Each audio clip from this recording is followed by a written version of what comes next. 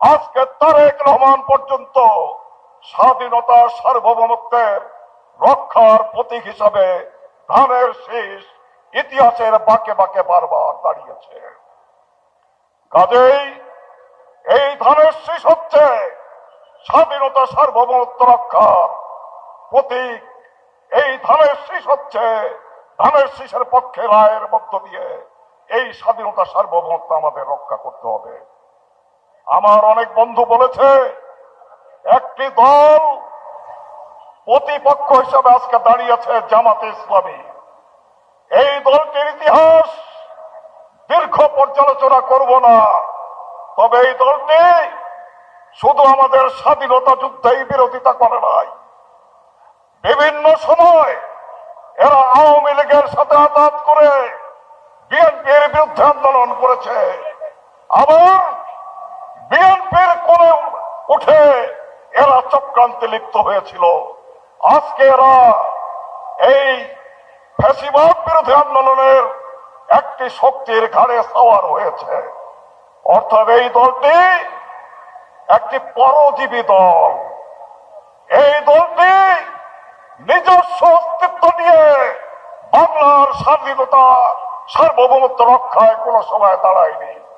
তাই যে কথা বলে শেষ করতে চাই, যার যাই হোক এই পরজীবী জামাতে ইসলামকে দিয়ে আর যাই হোক বাংলার স্বাধীনতা সার্বভৌমত্ব রক্ষা করা সম্ভব হবে না। তাই আগামী 12 তারিখ ধানের শীষের পক্ষে আপনাদের রায় প্রত্যাশা করে আমার বক্তব্য আমি শেষ করছি। আপনাদের সবাইকে ধন্যবাদ। আল্লাহ হাফেজ। বাংলাদেশ জিন্দাবাদ। ধন্যবাদ জলিল ভাইকে। সম্মানিত উপস্থিতি, একটু সবাই ঝিমিয়ে পড়েছেন মনে হচ্ছে। সবাই মিলে আবারও একটু পতাকাগুলি এবং ধানের শীষগুলি উত্তোলন করবেন। বাংলাদেশে কোনো মার্কা আছে? কোন সে মার্কা? আর চলে 6 আসনে, 5 আসনে, 4 আসনে, 3 আসনে, 2 আসনে, 1 আসনে গণতন্ত্রের। ধন্যবাদ। এই পর্যায়ে আপনাদের সামনে বক্তব্য রাখবেন বাংলাদেশ জাতীয়তাবাদী দল কেন্দ্রীয় নির্বাহী কমিটির সহ সাংগঠনিক সম্পাদক রংপুর বিভাগের দায়িত্বপ্রাপ্ত অধ্যাপক আমিনুল ইসলাম। অধ্যাপক আমিনুল ইসলামকে তার বক্তব্য রাখার জন্য অনুরোধ করছে।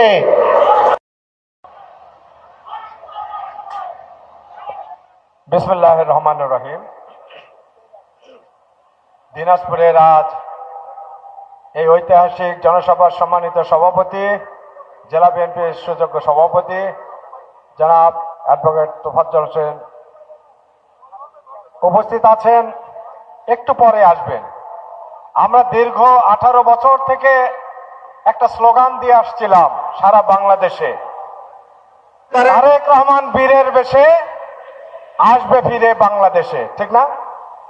ডিসেম্বরের 25 তারিখ উনি বীরের নয়, উনি মহাবীরের বেশে উনি দেশে এসেছেন এবং আজকে এই দিনাজপুরের মাটিতে আবার উনি কিছুক্ষণের মধ্যে এসে উপস্থিত হবেন।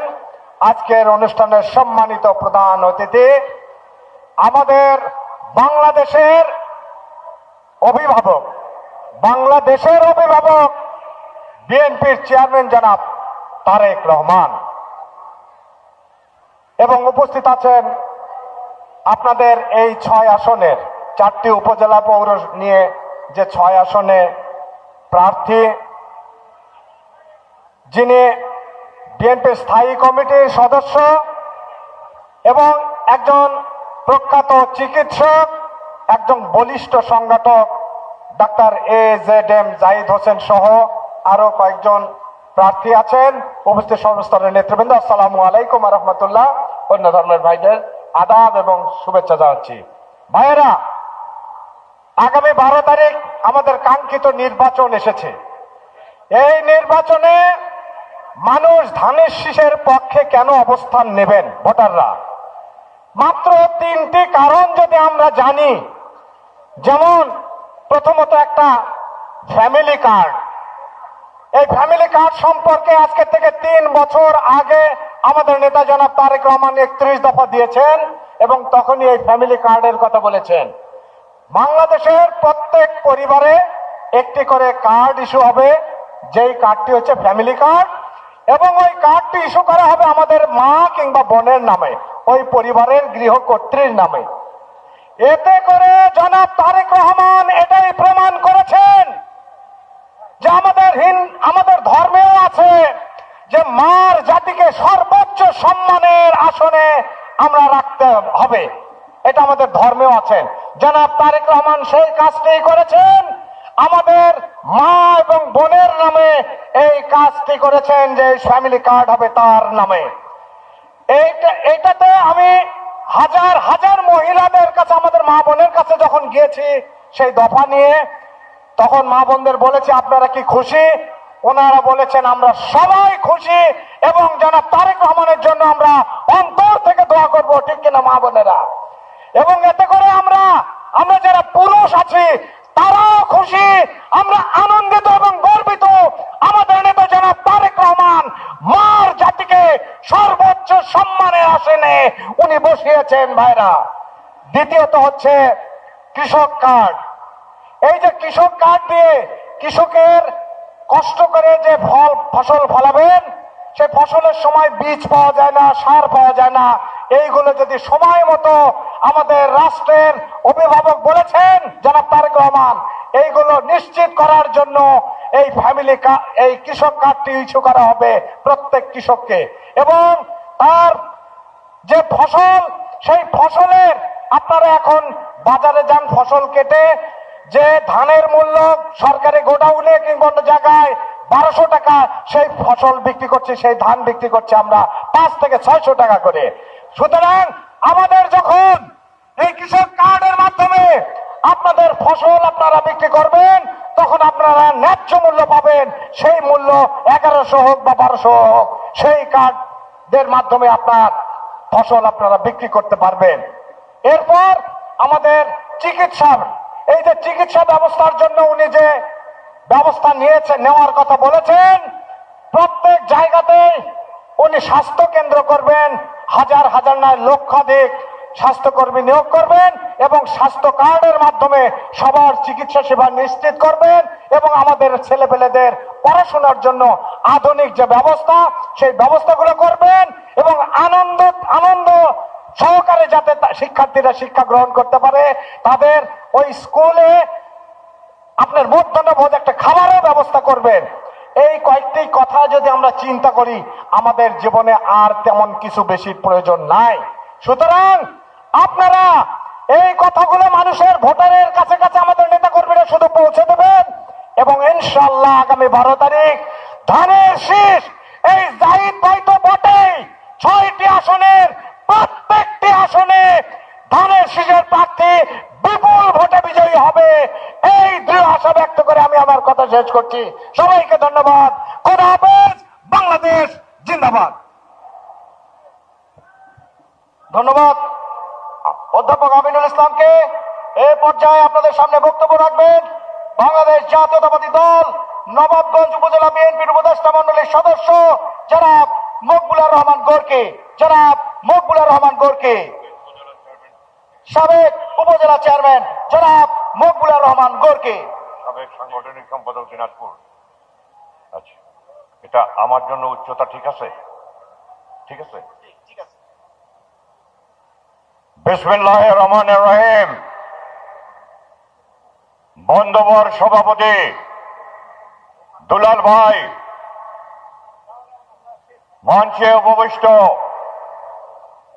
নির্বাচনী সভার ধানের শীষের প্রার্থী আমাদের প্রাণপ্রিয় নেতা জাহিদ ভাই, তার সফর সঙ্গী কেন্দ্রীয় নেতৃবৃন্দ, আমার বিগত সময়ের দিনাজপুর জেলা কমিটির নেতৃবৃন্দ, সকল সংগঠনের নেতৃবৃন্দ, উপস্থিত বিরামপুর, নবাবগঞ্জ, ঘোড়াঘাট, হাকিমপুরের ভাই ও বোনেরা, আসসালামু আলাইকুম। বন্ধুগণ, আমরা সবাই এতক্ষণ আমাদের গুরুত্বপূর্ণ ব্যক্তিদের কাছ থেকে ধানের শীষে আপনারা কেন ভোট দিবেন, কেন দেওয়া দরকার এবং জাহিদ ভাইকে কেন ভোট দেওয়া দরকার সে বিষয়ে বিস্তারিত শুনেছেন। আমি ছোট করে একটি কথা বলি। আমি মকবুলুর রহমান গোর্কি, দিনাজপুর নবাবগঞ্জের সাবেক উপজেলা চেয়ারম্যান, 21-22 বছর বয়সের ছাত্র থাকাকালীন সময় ইউনিয়ন চেয়ারম্যান, 47.5 বছর রাজনীতি জীবনে আমার অভিজ্ঞতা থেকে একটি কথা বলি ভাই, আপনারা যারা এখানে উপস্থিত আছেন আপনারা সবাই জজ সাহেব। ভোটের রায় সম্পর্কে একটি কথা থাকে, রায় কারা লেখে? রায় জজ সাহেবরা লেখে। আপনাদেরকে বলতে চাই ভাই, কাঠগড়ায় দাঁড়িয়ে আমার রাষ্ট্রীয় মালিকানা হরণ করা হয়েছে। 15-17 বছর আমার মালিকানা নেই। আপনারা দয়া করে এর বিচার করবেন। আমার বোন 3 বারের প্রধানমন্ত্রী, বাড়ি থেকে এক কাপড়ে বের করে দেওয়া হয়েছে। আমাদের নেতা তারেক রহমান সাহেবকে নির্যাতন করা হয়েছে। সব কিছুর বিচার আপনারা করবেন, আপনারা রায় দিবেন। 12 তারিখে আমরা আপনাদের জন্য অপেক্ষা করব ইনশাল্লাহ। আল্লাহ হাফেজ। বাংলাদেশ জিন্দাবাদ। বাংলাদেশ জাতীয়বাদী দল জিন্দাবাদ। আপনারা যারা হেলিকপ্টারের ওদিকে দৌড়াদৌড়ি করছেন তাদেরকে বিনীত অনুরোধ, আপনারা ওখানে যাবেন না, আপনারা ওখানে যাবেন না। আপনাদের কাছে বিনীত অনুরোধ, আপনারা লাইন ক্রস করবেন না। এই পর্যায়ে আপনাদের সামনে বক্তব্য রাখার জন্য অনুরোধ করছি বাংলাদেশ জাতীয়তাবাদী দল বিএনপির জাতীয় স্থায়ী কমিটির অন্যতম সদস্য professor doctor A Z M Zahid Hossain, professor doctor A Z M Zahid Hossain সংসদীয় 6 আসনের মনোনীত ধানের শীষের প্রার্থী।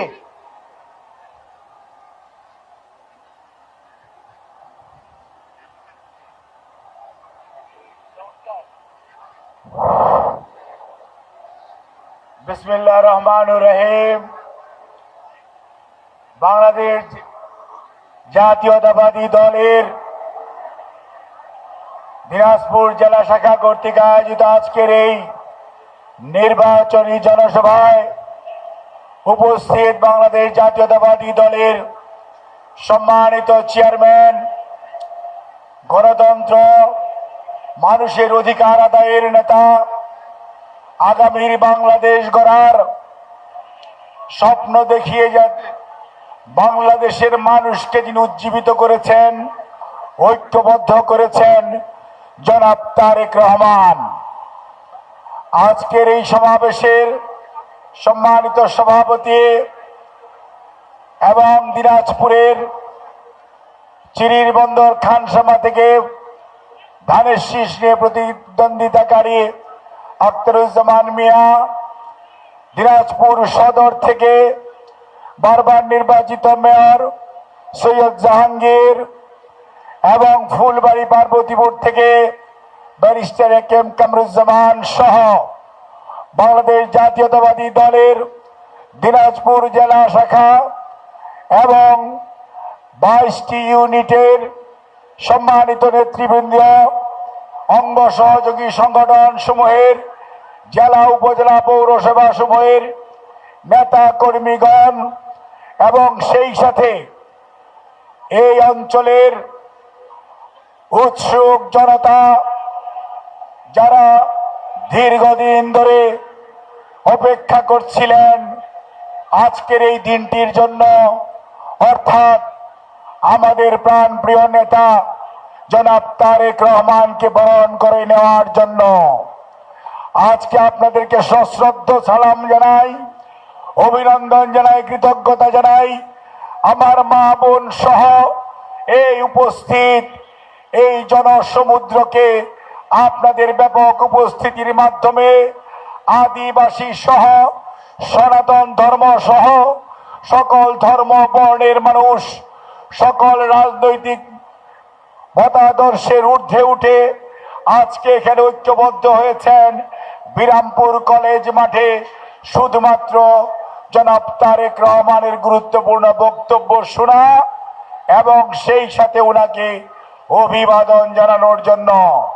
সেই জন্য আমরা আমাদের পক্ষ থেকে তারেক রহমানের হাতকে শক্তিশালী করতে হবে। এই কারণেই যে জনাব তারেক রহমান এই দেশের মানুষকে আগামী দিনের বাংলাদেশ গড়ার যে স্বপ্ন দেখিয়েছেন ৩১ দফার আলোকে, যেখানে থাকবে না কোনো বৈষম্য, যেখানে থাকবে না কোনো ভেদাভেদ, যেখানে সবাই মিলেমিশে আমরা সামনের দিকে সুশাসনের বাংলাদেশ গড়ে তুলব। থাকবে না কোনো দুর্নীতি, থাকবে না স্বজনপ্রীতি, থাকবে না কোনো ধরনের জুলুমবাজি। আমরা সবাই মিলেমিশে গর্ব আমাদের দেশ এই বাংলাদেশ। সেই জন্যই আগামী 12ই ফেব্রুয়ারি ইনশাআল্লাহ আমরা সবাই সকাল সকাল ভোট কেন্দ্রে উপস্থিত হব। ধানের শীষের পক্ষে আমাদের ভোট দিয়ে জনাব তারেক রহমানকে বাংলাদেশের সেবা করার জন্য, বিএনপিকে নেতৃত্ব দেওয়ার জন্য, এই দেশের প্রধানমন্ত্রী হয়ে আগামী দিনে বিএনপি সত্যতা দেশ পুনর্গঠনের আগামীর বাংলাদেশ অর্থাৎ টেক ব্যাক বাংলাদেশের নেতৃত্ব দেবেন জনাব তারেক রহমান। কাজে আমরা আপনাদের সহযোগিতা চাই, আপনাদের সমর্থন চাই এবং ওই দিন আসুন আমরা সবাই ধানের শীষের পক্ষে ভোট দেই। তাহলেই কেবল এই অঞ্চলের যোগাযোগ ব্যবস্থার আজকে যে করুণ অবস্থা, সেই যোগাযোগ ব্যবস্থায় করুণ অবস্থা থাকবে না। আজকে আমার ভাই বোনেরা, আমার ছেলে মেয়েরা আজকে বেকার সমস্যায় ভুগছেন। ধানের শীষ যদি সেবা করার সুযোগ পায়, বেকার সমস্যা বলে কিছুই থাকবে না। এই কৃষি নির্ভর অঞ্চলে আজকে নেতার কাছে অনুরোধ করব, কৃষি নির্ভর শিল্প কল কারখানা ডেভেলপ করার জন্য, গড়ে তোলার জন্য। আজকে দক্ষিণাঞ্চল সহ বিভিন্ন অঞ্চলে অর্থনৈতিক অঞ্চল বিশেষ অর্থনৈতিক কাউন্সিল গঠিত হচ্ছে। আজকে উত্তরাঞ্চলে এক উত্তর আইপিজেড ছাড়া আর কোনো কিছু গড়ে উঠে নাই। আমরা চাই আগামী দিনে বাংলাদেশের মানুষ তথা দিনাজপুরের মানুষ আপনার পাশে যেহেতু আজকে উপস্থিতি প্রমাণ করে, দিনাজপুরের মানুষ ধানের শীষের পক্ষে। আমরা চাই ইপিজেড বলেন, অর্থনৈতিক অঞ্চল বলেন এবং এই অঞ্চলের মানুষের কর্মসংস্থানের সুযোগ সৃষ্টি সহ আমরা পাবলিক বিশ্ববিদ্যালয় চাই এবং আমরা মনে করি আমাদের ছেলে মেয়েদেরকে ভোকেশনাল ট্রেনিং দিয়ে যদি তাদেরকে গড়ে তোলা যায়, তারা জনসম্পদ হবে, দেশে বিদেশে তাদের কর্মসংস্থানের সুযোগ হবে। আজকে আমরা এই যে আমাদের ফুলবাড়ি সহ দিনাজপুর থেকে গোবিন্দগঞ্জ পর্যন্ত এই রাস্তা যদি 4 লেন হয়, যোগাযোগ ব্যবস্থার উন্নয়ন হবে এবং সর্বোপরি হাকিমপুরের যে হেলিপোর্ট, এই হিলি স্থলবন্দরকে যদি আধুনিকায়ন করা হয়, অর্থনীতির চাকা সচল হবে।